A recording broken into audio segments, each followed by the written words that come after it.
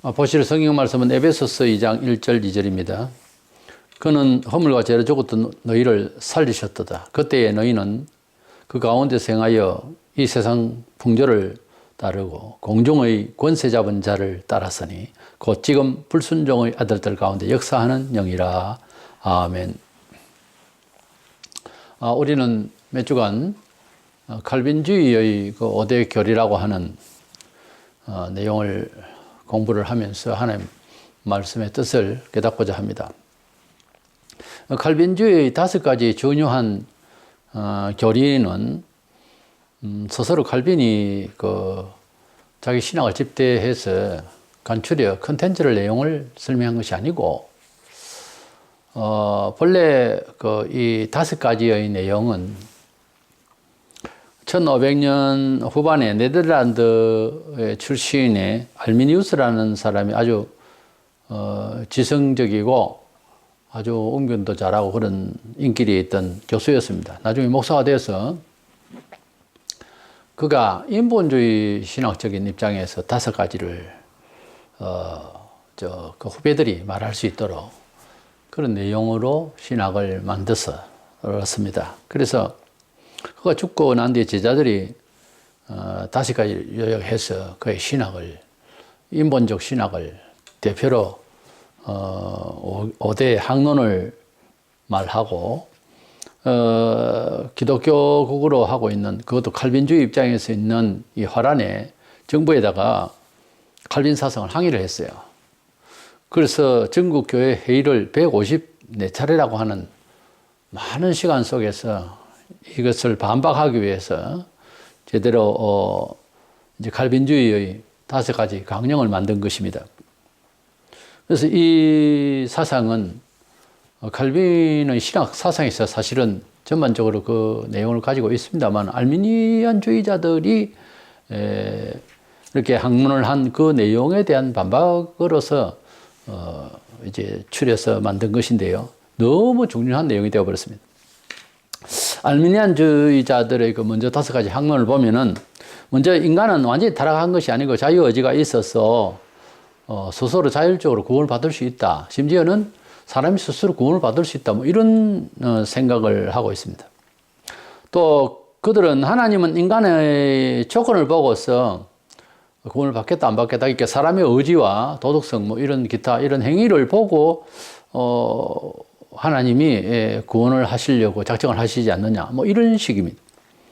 그리스도의 십자가 속죄하는 모든 그것은 인류를 전부 다 구원하려고 그리스도의 십자가의 죽으심이 있었다. 그러나 그 만인 구원이라고 하는 범주가 무조건 다 구원할 수 있다라고 하는 것을 성경은 사실 말하고 있지 않는데 구절을 잘못 읽으면 그렇게 보일 수 있어요. 자, 사과 100상자를 놓고 아무나 다 와서 사 가져가시오.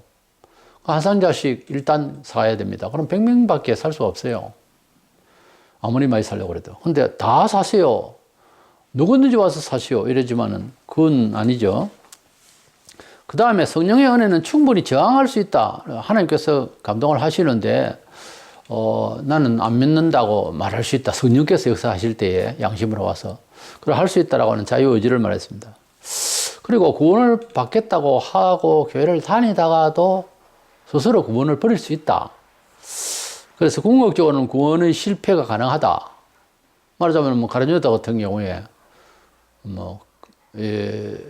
급한 그런 우울증이 왔고 이래서 자살했기 때문에 구원을 안 받았다고는 할 수 없다. 이딴 식으로 보수계통에 있는 사람도 신학대학 교수라는 사람이 아니 원장에 나온 사람이 그딴 소리를 하는데 그런 식의 내용들. 그러니까 전체 항목을 보면은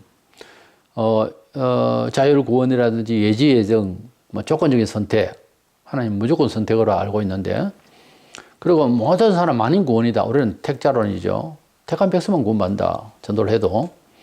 그리고 성령의 강한 은혜로서 능력으로서 예수를 깨닫고 믿게 된다 하는 이 점을 아니고 우리 의지에 달려 자유의지를 말하고 있고, 한번 구원을 받았다 확신하는 사람은 절대 부인할 수 없다라고 하는 입장의 칼빈주의인데, 이 사람들은 궁극적으로 구원을 자기가 놓칠 수 있다. 그래서 모든 결정이 시작과 끝이 사람 의지에 있다.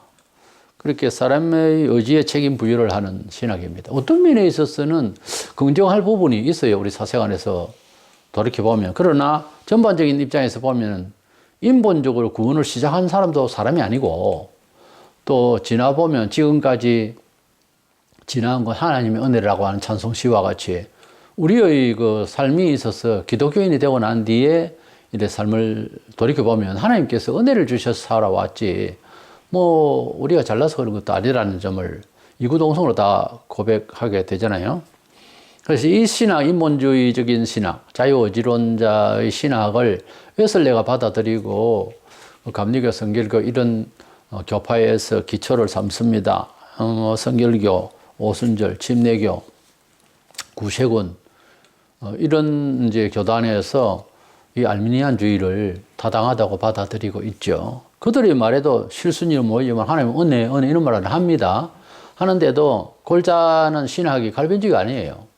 그래서 우리가 어떤 뭐 국가 애국을 위한 운동이라든가 무슨 문화적으로 덕을 끼친다 이런 데는 합세해서 일을 할 수 있는데 구원 문제에 있어서 하나님의 뜻을 규명하는 데 있어서는 그게 연합하기가 힘들어요, 원래. 그래서 이제 복음을 전하는데 예수 믿으세요. 안 믿으면 당신 책임입니다. 이래 말하는 것과 그렇게 꼭 말하지 않지만은 그런 생각을 가지고 전도하는 사람과 하나님께서 구원하실 사람 반드시 구원한다는 뜻에서 복음을 전파하는 일에 일념하는 것은 똑같이 전도를 하고 하는데도 차이가 상당히 있는 거죠. 그래서 자관 예수를 믿으세요 하는 데 있어서는 집중을 다 할 수 있죠. 같이 연합을 할 수가 있는데 근데 극국적으로 뭔 일을 할 때는 할 수 있지만은 복음 사상적인 입장에서 신학적 논란을 가질 여지가 있는 곳에서는 문제가 다르죠. 가령 WCC를 찬성할 것이냐 말 것이냐 하는 문제에 대해서는 거기에는 사회주의 복음, 소위 사회가 좋게 굴러가기 위해서는 그런 주장, 저런 주장을 우리도 다 알지 못하는 하나님 뜻을 너무 그렇게 일방적으로 이야기할 수 있느냐. 다 함께 모이자. 뜻은 참 좋아 보이죠. 근데 그 안에 들어가면 불교도 들어가고 다 들어올 수 있어요. 이 WCC랑 세계기독교연합회라고 하는 것이 정통이 없어요. 그 성경에서 중요시하는 부분에 대해서 뭐 관심을 갖지를 않죠. 주제는 그렇게 톡 걸치놔 놓고서는 안에 들어가 보면은 공산주의 사상이 들어가고 그동안에 WCC에 대장하고 거기에서 운영하는 내용들이 다 유물론사관에 막시즘 사상이 들어있어요. 그래서 아니라고 반박을 하지만은 사실 내용을 보면 역사적으로 전부 다 공산주의 사상자들 거기에서 주도를 했어요. 참 무섭죠. 이에 알미니안주의의 인간적인 입장에서 하나님을 이해하려고 그러고 자기 구원을 결정하려고 하는 이거에 대해서 아니다라고 하는 것도 사람이 하는 이야기고 인간적이다 하는 말도 사람의 이야기인데 성경적으로 어느 쪽이 더 사람으로서 같은 죄인이요 같은 은혜를 받은 사람으로서 하나님의 의중을 바로 설명하느냐가 문제인데 칼빈주의가 완벽한 하늘에서 떨어진 지혜는 아니에요. 그러나 우리가 하나님의 말씀을 우리 사람의 입장에서 읽고 연결하고 다 해봐도 사람이 시작한 건 아니더라는 거죠, 구원이. 그게 성경에서 누차 말하고 있는 부분이고 해서 칼빈주의 입장에 있어서는 하나님의 중심에서 시작되었고 하나님이 진행 과정에서 개입하시고 하나님께서 구원을 결정하셨다라고 하는 차원에서 이제 모든 신학이 되어 있어요. 그래서 그들의 5가지 학론에 강령을 내리기를 전적 무능력, 무조건 선택, 제한된 속죄, 불광적 은총, 성도의 견인 하나님께서 끝까지 이끌어 주신다고 하는 그런 내용입니다. 그런데 우리의 인내심, 하나님께서 우리를 인도하시고 또 인내하게 되는 이 모든 과정에 있어서 하나님께서 시작을 하셨기 때문에 매듭을 짓는다는 거죠.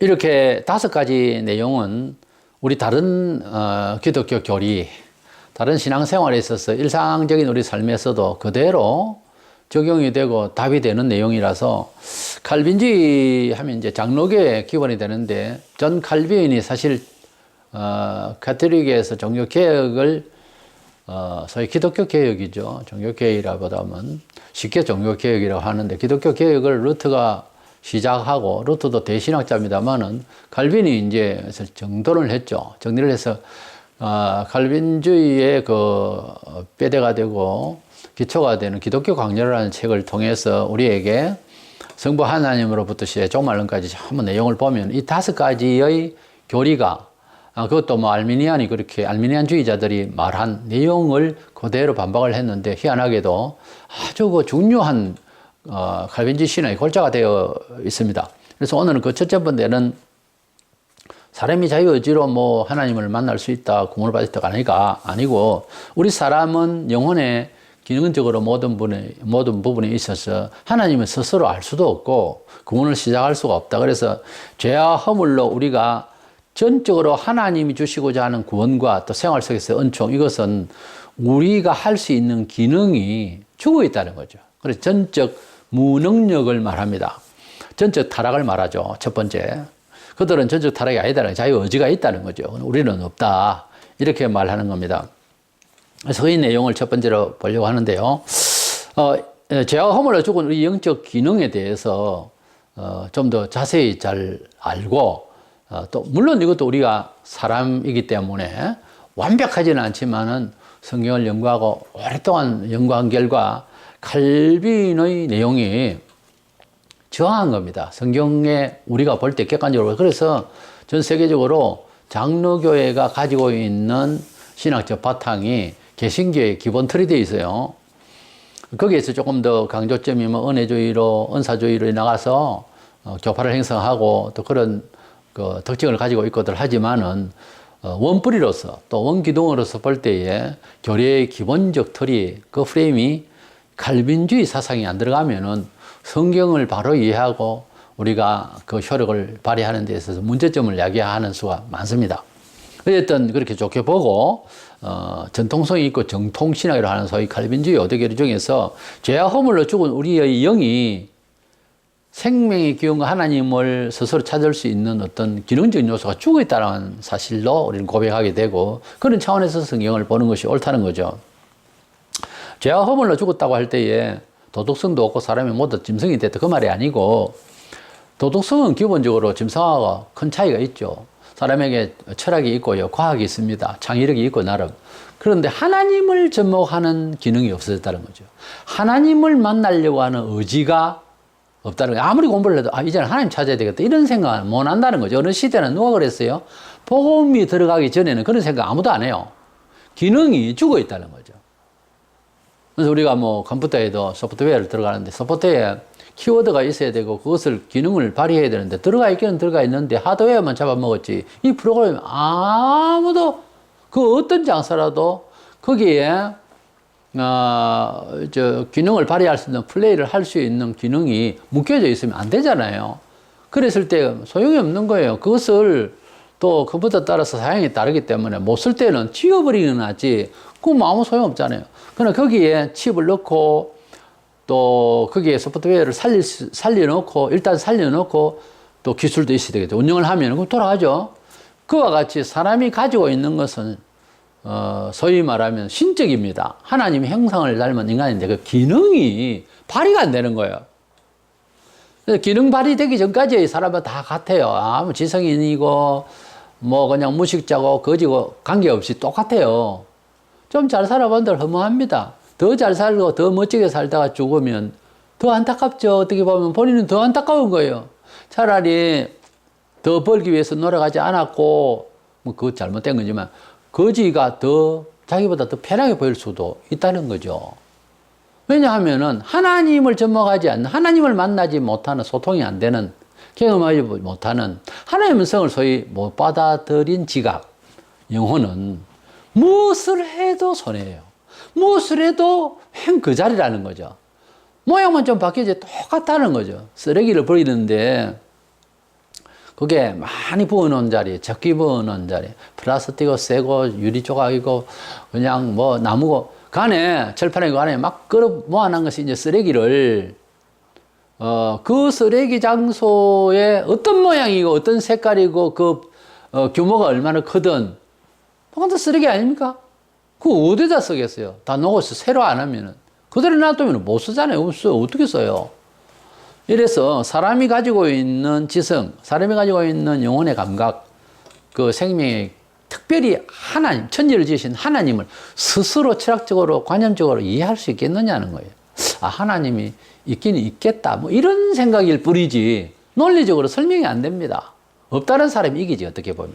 그래서 이것이 왜 그래 됐냐면은 도덕성이나 일상적인 과학적 사유 방식은 있으나 제가 다시 말씀드립니다. 하나님과 소통할 수 있는 지각이 안 된다는 거예요. 그런 요소는 있는데 그게 기능 발휘를 못하고 있다는 거예요.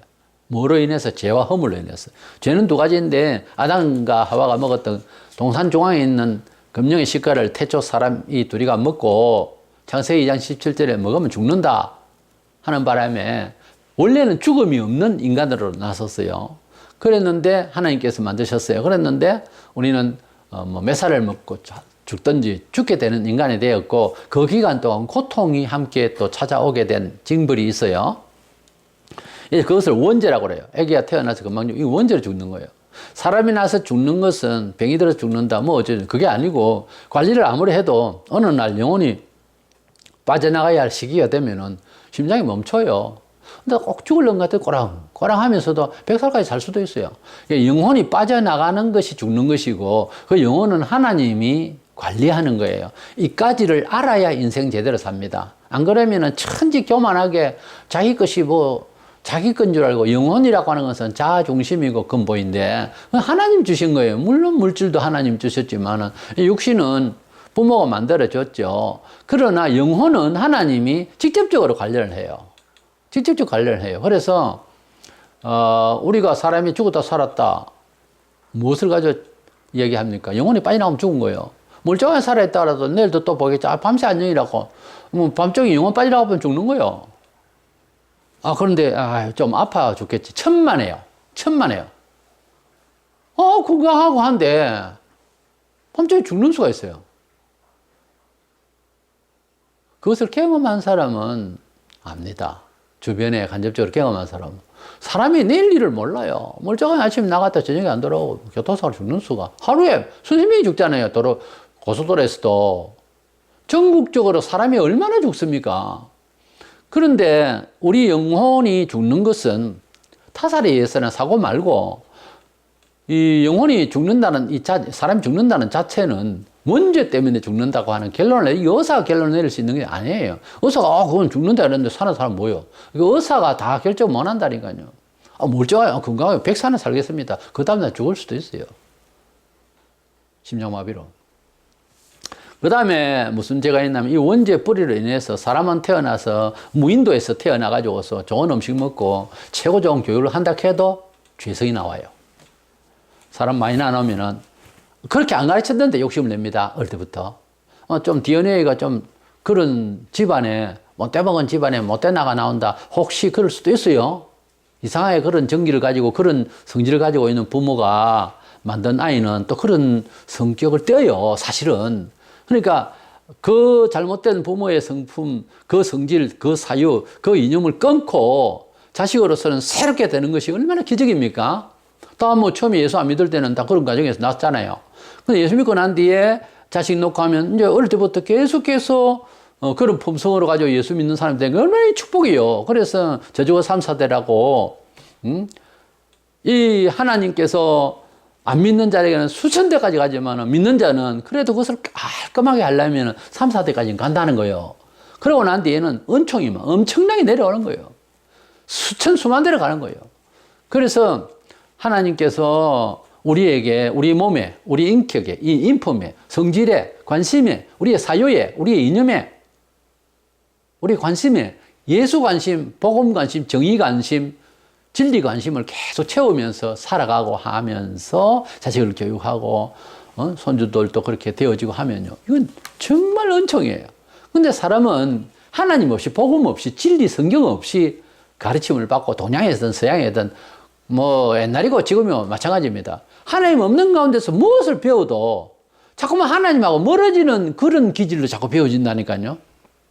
그걸 빨리 인정을 해야 돼요. 그렇게 되면은 하나님 찾기가 더 자꾸 힘든 거예요. 돈을 너무 많이 벌었다. 많이 투신했다. 문학을 많이 잘한다. 그래서 돈도 벌고 명성이 있다. 사회에서 너무 뚜렷할수록 더 하나님 찾기가 어렵네요. 왜냐하면 거기다 목숨 거니까요. 하나님을 만나지 않으면은 생각 자체가 탐심과 자기 영광주의 이거 안 떠납니다. 뭘 해도. 돌을 닦아도 그래요. 하고 자기를 내고 자기가 누구다 어떻다. 목사도 마찬가지. 무슨 일을 하더라도 하나님이 나와야 되고 복음이 나와야 되고 하는데 막 그걸 썩어요. 아, 내가 말이야 하나님 잘 믿어서 내가 어쩌고. 그건 내가 자꾸 나오면 안 되는 겁니다. 이래서 그런 것이 이제 사회인들한테는 보면은 자기 이기심, 자기 탐심을 채우기 위해서 얼마나 많은 불의를 행하고 거짓 증언을 하고, 그래서 그 모든 것들, 우리의 또 실수들, 근성이 제일 근성이 있어서 계속 실수도 하잖아요. 그래서 이 모든 것들이 뭐다? 자범죄, 스스로 짓는 죄, 한자말로 본죄라고 그래요.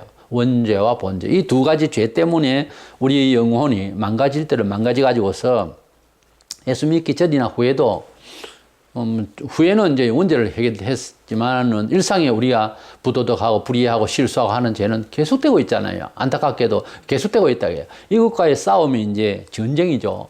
우리 성도들에게는 있습니다만 불신자에게는 방치된 상태니까 원죄와 자범죄가 그대로 뒤집어 쓰고 있는 거죠. 그래가지고 무슨 진리를 스스로 깨우치 안 됩니다. 문학을 하고 철학을 하고 아무래도 안 돼요. 절대 하나님을 스스로 만날 수가 없어요. 공자가 말하는 하늘 천자, 그 천자는 가상일 뿐이지 하늘천 그거하고 하나님하고는 다릅니다. 하늘님이 아니에요. 이래서 지은 죄가 꼭 많아서가 아니라 원죄 자체로서 그렇고요. 그 다음에 자범죄가 이렇게 두 가지가 합쳐지니까 사람의 정신 구조가 하나님을 스스로 만날 수 있는 영적 기능이 없다. 이렇게 보는 것이 칼빈이 이해한 거예요. 말하자면 칼빈주의 입장에서 있는 신자들이 하나님을 이해할 때 칼빈주의 신학을 안 해도 그렇게 하고 있어요. 보통 장로교에서는 그렇게 가르침을 받고 있고 인정을 하고 있죠, 다들. 원죄를 처음에 아담과 하와가 먹지 말라 한 동산 중앙에 있는 실과를 딱 먹고 난 뒤에 죽음의 공포, 죽음이 아예 왔어요. 저주가 함께 왔어요. 처음에는 에덴 동산을 만드시고 사람으로서는 천년만년이나 영원토록 잘 살 수 있는 좋은 동산에서 공해 없이 살 수 있도록 하셨어요. 근데 제가 딱 시작될 때부터는 고통이 오고 어려움이 오게 된 거죠. 그래서 첫 번째 나타나는 현상이 그 아담과 하와 이후에 딱 드러나는 그 원죄로 인해서 자범죄가 딱 나오는 게 창세기 8장 21절에 여호와께서 그 향기를 흠행하시고 그 중심에 이르시되 내가 다시는 사람으로 일어나여 땅을 저주하지 아니하리니 이는 사람의 마음의 계획하는 바가 어려서부터 악함이라. 내가 전에 행한 것 같이 모든 생물을 멸하잖아요. 하나님께서 노아 시대에 사람들의 형편을 태어날 때부터 사람의 생각이 악하다는 거예요. 이게 쭉 타고 올라가면 가인, 아담과 하와가 범죄하고 나는데 바로 나타나는 게 가인이 아벨을 쳐 죽이는 사건이 나오죠. 그 내용은 무슨 이권관계도 아니고 하나님을 어떻게 중심으로 잘 경영하느냐 안 하느냐에 따라서 하나님께서 제사를 받으시고 제사를 또 안 받으시고 같은 제사인데 제사물이 문제가 아니고 제주의 중심이 그걸 먹었기 때문에 가인 거를 받지 않으셨어요. 가인은 형으로서 동생 아벨을 쳐 죽일 때에 하나님께 대한 불만이랄까? 상황이 그래 되는 거예요. 동생이 뭐 잘못이 뭐 있어요? 그게 이제 질투죠. 이런 것을 확대 해석하면은 세계 전쟁사가요, 하나님을 경외할 것이냐, 이것을 사회윤리적으로 말하자면 바로 살 것이냐, 악하게 살 것이냐의 전쟁이에요. 죄와 불의의 전쟁이고, 의와 불의의 전쟁이고요. 그리고 마지막 번째 세상 종말에도 큰 전쟁은 다 적그리스도와 하나님과의 관계에서의 전쟁이에요. 그러니까 세상사가 보면 결국은 복음적이냐 비복음적이냐로 나누면 간단해요. 동서양 철학이 복잡할 필요 없고 복음적이면은 그것은 뭘 해도 하나님이 성립케 하실 것이고 비복음적인 가운데서 선악을 이야기가 동서양 충돌이고 똑같은 놈이요. 안 되는 겁니다, 그거는. 이래서 이 세상 만사의 그동안의 전쟁사도 보면 종교의 전쟁사라고 할 만큼 하나님을 경외하는 것과 경외치 않는 것, 그것을 정치적으로 보면 민주주의와 공산주의를 크게 대별할 수 있는데요. 공산주의 사상의 특징이 뭔지 압니까? 그 지도자가 신이고 북한 같은 경우에는 완전 종교 사상이에요. 하나님을 믿는 것을 가장 먼저 싫어합니다, 그 사람들. 왜냐하면 사람을 돈 버는 기계처럼 무슨 물질로 봐요. 그러다 보니까 인권이라는 게 없어요. 이래서 정치사상적으로도 민주주의, 자기 천부적으로 받은 사람의 자율권, 그 인권을 무시하고 내가 뭐 물건을 선택하는 데서 그러지 마라, 어쩌라. 이런 제재가 타인이 어떻게 해요? 근데 그걸 마구 함부로 하는 게 공산주의거든요. 그래서 정치 사상으로 보면 공산주의와 민주주의 싸움이에요. 사실은. 그리고 전체적 그 역사의 큰 전쟁들 내용을 보면은 결국은 의와 불의의 싸움입니다. 그리고 하나님 대 세속의 싸움이에요. 마지막 대전도 하나님 대 적그리스도의 군대가 싸우는 그걸로 끝나는 거예요, 세상이. 그래서 세계사는 전쟁사라고 할 수 있는데 그것은 하나님을 모르는 사람들끼리의 전쟁은 자기들끼리 그냥 주거니 받거니 싸우는 것이지만은 내용을 자세히 살펴보고 큰 전쟁이 있을 보면은 하나님 대 인간적인 것, 이게 대한 사상적 이념의 충돌인 거예요. 로마서 3장 10절 12절에 기록된 의인은 없나니 하나도 없으며 깨닫는 자도 없고 하나님을 찾는 자도 없고 다 치우쳐 한 가지로 무익하게 되고 선을 행하는 자가 없나니 자는 없나니 하나도 없도다. 하나님을 스스로 찾을 수 있느냐는 거죠. 없다는 거예요. 모든 사람은 다 죄인이, 우리가 성경에 말하는 죄인이라고 할 때는 어떤 사람을 죽이거나 도덕적인 이거가 아니고요. 사회윤리가 아니고 하나님을 불신하고 하나님의 창조물에 대한 감사가 없고 하나님 자신을 없다라고 생각해요. 그게 죄인이라는 거예요. 그러니까 예수 믿지 않으면 뭐다? 죄인이라는 거죠. 예수 믿어도 죄를 짓고 실수를 하고 잘못하고 계속 그러잖아요. 그러나 그 하나님께서 예수 그리스도를 통하여 속죄를 하신 언약을 믿는 사람들은 인격적으로 무죄해서가 아니고 예수님이 내 죄를 위해 돌아가신 것을 믿고 회개하니까 죄 없는 것처럼 말하자면 무죄 석방을 해준 것처럼 영원히 그런 상태예요. 그러니까 우리가 걱정 안 한다고 될 일고 되지 않고 하는 그런 영혼의 앞으로의 사후의 세계가 아니고요. 하나님께서 예수 그리스도를 구주로 믿는 자에게 지금도 언제라도 무죄인으로 봐준다는 거죠. 그걸 칭이라고 그래요. 어렵다, 칭한다는 거예요. 꼭 그것을 세상 법으로 말하자면 사형수로서 오게 있는데 무죄 석방을 해서 특사를 나누는 특별 사면으로. 그렇기 때문에 예수 믿는 사람이 나는 죄가 없네 하고 그렇게 자기를 과시하거나 그런 말을 할 수는 없어요. 하나님 앞에서 무죄함을 받은 거예요. 그것도 감각적으로 영혼이 가벼워집니다. 주님이 날 용서하셨다 하는 생각이 들어요. 그것도 회개라는 조건이 있어요, 사실은. 그냥 믿는다. 그건 그냥 의식적으로 믿는다. 그건 주문이지요. 주문이어듯이 하는 것이 아니고 인격적으로 하나님 앞에 나는 참 죄인입니다. 예수님 내 죄를 위해서 이런 죄, 앞으로도 실수할 이 모든 죄를 위하여 당신께서 돌아가셨습니다. 이렇게 믿는 거죠. 그렇게 주님이 부활하신 것처럼 그렇게 내도 마음이 부활돼야 됩니다. 기쁘고 또 내 마음이 유쾌해지고 이렇게 돼야 됩니다. 자기 전에 회개하지 않고 교인이 기뻐하니까 얼마 저거 나쁜 놈인데 옛날에 잘못하던데 그게 자기나 돌아봐야 됩니다. 그럼에도 불구하고 내가 기쁜데 어떻게 해요? 그럼에도 불구하고 주님이 날 위하여 돌아가시면 믿어지는데 어떻게 해요? 시선 받는 것이 체험이 되는데 어떻게 해요? 저 안 해보니까 자꾸만 비난을 하죠.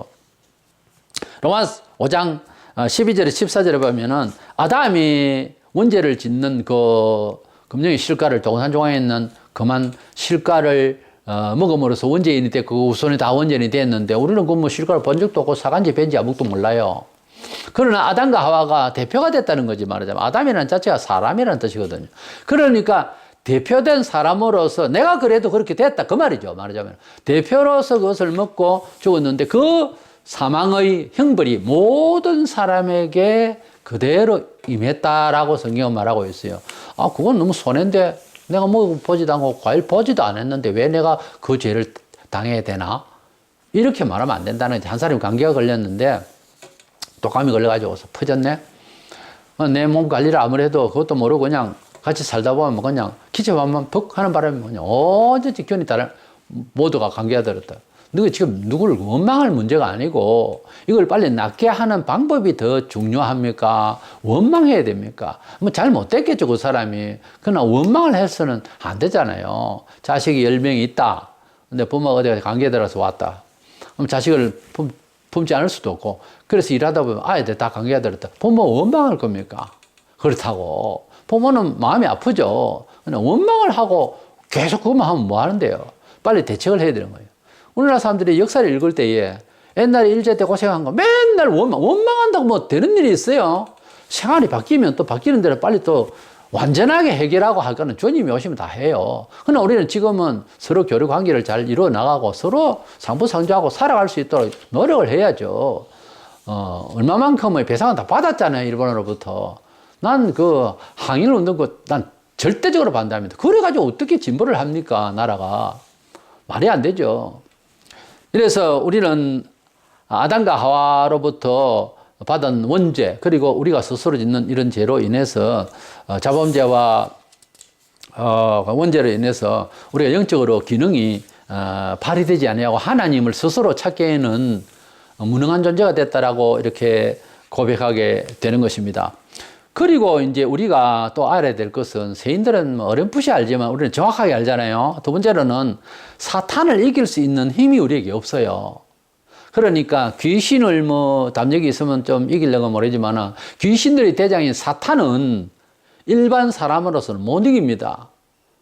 못 이겨요. 사탄이 사람에게 만약에 접목을 했다, 속에 들어 사람이 스스로 사탄에게서 빠져나갈 수가 없어요. 사탄이 한번 들어오면 적그리스도 사탄에게 이제 물려서 마지막 번째 사람은, 이 세상 적그리스도인 그 사람은 자기가 완전히 희생됩니다.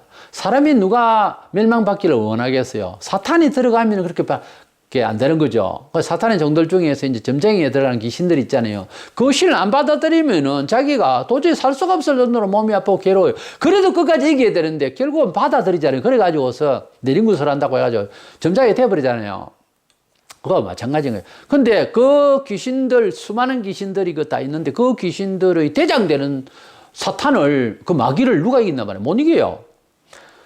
본문에서 죄와 허물로 죽은 우리 영혼이라고 2절에 그랬는데, 너희는 그 가운데서 행하여 이 세상 풍조를 따르고 공중의 권세 잡은 자를 따르니고 지금 불순종의 아들들 가운데 역사하는 영이라 그랬어요. 지금 불순종하고 있는, 즉 불신자 세계에서 계속해서 역사하고 있는 영, 공중 권세 잡은 자, 계시록 20장 2절을 보면은 사탄을 말해요. 마귀가 공중 권세 잡은 자예요. 그럼 우리는 역사하는 영이 아니냐? 우리도 시험은 하지만은 주님께서, 우리가 주님을 믿음으로 말미암아 주님이 꽉 지켜주시기 때문에 내 손에서 빼앗을 자가 없다 했기 때문에 우리를 근본적으로는 지배를 못해요, 마귀가. 우리를 지배하는 게 뭐다? 귀신들이 유혹을 하고 미혹을 하는 것이, 마귀가 우리를 잡아갈 수가 없어요. 처음에는 예수를 잘 믿었는데 마귀가 확 잡아가서 가룟유다 죽었습니까? 아닙니다. 아니에요. 하나님 백성이 안 될 사람은 마귀가, 예수가 바로 옆에 있어도 잡아가요. 그러나 하나님의 자녀는 마귀가 돌았을 때 사탄아 물러가라고 베드로에게 들어왔던 그 사탄을 쫓아내버리잖아요. 하나님의 백성, 여기서 택정론이 나오는 거예요. 선택한 백성은 주님이 지켜주시면 마귀가 손을 못 대요. 그런데 사도인데도 3년 동안 배웠다 이 말이에요. 사람 배우면 다 된 줄 알잖아. 그런데 그 사탄이 딱 들어갔다 그래, 성경에. 그런데 쫓아내면 되는데 가만 놔두잖아요. 왜? 하나님의 백성이 아닌 사람은 스스로 못 빠져나와요. 그래서 사탄과 끝까지 가서 자살하고 말았죠. 공중권세 잡은 자 사탄은 이 세상의 사악한 영으로서 이 세상의 사람들의 세속화, 정치경제 사회문화에서 자기 저 알아 사는 이기심과 질투심과 공갈과 자기 명예와 그런 악발로 살다가 이렇게 죽게 하는 이 영입니다. 요한일서 5장 19절에 또 아는 것은 우리는 하나님께 속하고 온 세상은 악한 자 안에 처한 것이며, 온 세상이라면 불신자의 세상은 사실은 어떤 정치적, 철학적 가치 이념으로 사는 것 같아도 안 그렇습니다. 마귀가 붙들고 있어요.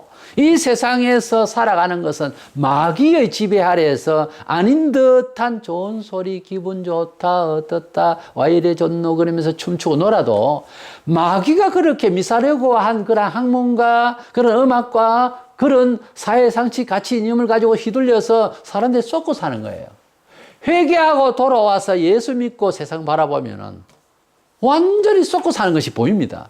이것이 간첩이, 북한이 서양 문물을 받아들이거나 또 개화된 그런 개화할 수 있는 그런 여건 속에서 중국에서 이렇게 또 북한 내에서도 국제사회에 돌아가는 것을 보면서 야, 내 인권은 완전 유린당하고 있고 나는 사람같이 못 사는구나. 이렇게 깨우친 사람은 이제 탈북을 하는 거예요.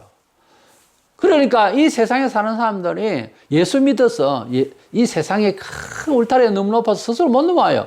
그 길을 넘어온 사람은, 목숨 걸고 넘어온 사람은 누구냐? 회개하고 예수 믿은 사람이에요. 그러니까 탈출하는 거 같은 거죠. 그래서 우리가 엑소더스라는 게 탈출한다는 말인데, 출애굽기 보면 엑소더스라는 그 말이에요. 이스라엘 백성들이 애굽에서 꽉 잡혀 있는 거예요. 꼼짝 못 하는 거죠. 종노를 해서 400년 동안이나. 400년이나. 그런데 하나님께서 역사하셔서 홍해를 건너게 하시고 같이 따라서 잡으러 오던 애굽 백성들, 그 군인들 다 수장되고 죽었죠. 이스라엘 백성들이 보는 가운데서 너무 기뻤죠. 춤추고 장구치고 난리죠, 그때. 근데 하나님께서 이렇게 인도하시고 빠져나오고 보니 애굽이 성경 전체 문화사적으로 볼 때에 최악의 도시였어요. 그런데 애굽은 세상 모든 불신자들이 살아가는 세상의 상징적인 곳이죠. 그래서 우리가 영적으로 말할 때 애국 같은 세상이라 이렇게 생각을 하고 말을 하는 거죠. 우리 성도들은 결국은 출애굽한 것과 같이 세상에서 밖으로 나와서 세상의 그 울타리에서 튀어나와서 우리가 하나님 이 통치로 살아가는 모인 단체를 에클레시아 교회라고 그래요. 교회란 말은 가르칠 교자에다 모일 해자지만 원래 교회의 본질적인 뜻은 세상에서 밖으로 부름을 받아서 빠져나온 밖으로. 그래서 밖으로 부름을 받은 사람들의 모인 단체를 에클레시아라고 그래요. 그러니까 교회라는 본래 한자 용어로서는 완벽한 내용이 아닙니다. 이것은 하나님께서 부르심을 받은 사람들이 모여서 또 생활 구도를 그렇게 하나님 뜻대로 살아가면 성시화해 나가고 있는 사람들의 단체와 사람들의 사상과 사람들의 그런 영역이라는 뜻에서의 교회입니다. 교회의 본래 뜻이. 그러니까 교회는 건물 안에서의 그런 예배당이고요. 우리가 길가에 모여도 야외에 모여서도 교회가 됩니다. 하나님의 통치의 그런 날이 그런 시간이 되는 거예요. 지금 청와대 앞에서 한가하고 거기에서 10일째 됩니까? 그렇게 또 울며불며 기도하고 있는 게 그 교회예요. 교회. 그리스도의 이름으로 모였으면 교회입니다. 뭐 이름을 꼭 붙여서가 아니에요. 어떤 교회 이런 거 필요 없고 그냥 교회입니다. 하나님의 교회예요. 이래서 교회라는 본질적인 뜻은 바로 사탄을 스스로 이길 수가 없고 애굽의 군대를 스스로 이스라엘 백성이 뭐 총칼도 없고 뭐 싸울 무기도 없어요. 종들인데 뭐. 근데 그 스스로는 이길 수 없다 이거예요. 스스로 나갈 것 같으면 벌써 도전을 했죠. 도전했다는 말도 안 나와요. 성경에. 아예 안 됩니다.